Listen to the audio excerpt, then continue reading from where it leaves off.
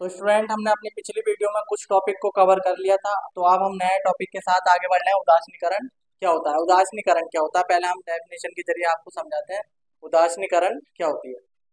तो अम्ल व क्षार की क्रिया को उदासीनीकरण कहते हैं। अम्ल व क्षार की, जब अम्ल क्या होते हैं, अम्ल एसिड, और जब हम बेस की क्रिया कराते हैं तो उससे हमें उदासीनीकरण प्राप्त होता है।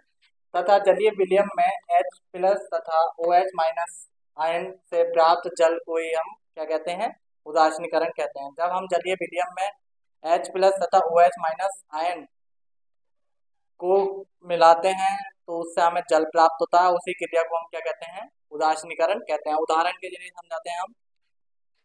HCl मतलब हाइड्रोक्लोरिक एसिड, इसे कहते हैं अम्ल, प्लस NaOH, इसे कहते हैं क्षार, सोडियम हाइड्रोक्साइड। तो मैंने आपको बताया था, जिसके भी शुरू में आते हैं H तो वो होते हैं हमारे L, और जिसके भी शुरू में OH आते हैं वो लास्ट में OH आते हैं तो उसे कहते हैं हम क्षार। तो जब इन दोनों की क्रिया कराते हैं तो हमें प्राप्त होता है NaCl मतलब सोडियम हाइड्रोक्लोराइड, इसे कहते हैं आयनिक ठोस, और प्लस जल। तो हमें किस पर फोकस देना है? जल पे। किस पर फोकस देना है? जल पे। तो इस क्रिया से जो प्राप्त अम्ल और क्षार की क्रिया से जो प्राप्त हमें जल होता है उसे हम उदासीनीकरण कहते हैं। आई होप समझ में आ गया होगा। आप इसका स्क्रीनशॉट ले सकते हैं, समझने में कोई दिक्कत नहीं होगी आपको। तो एक बार दोबारा बता देता हूँ आपको। अम्ल व क्षार की क्रिया से प्राप्त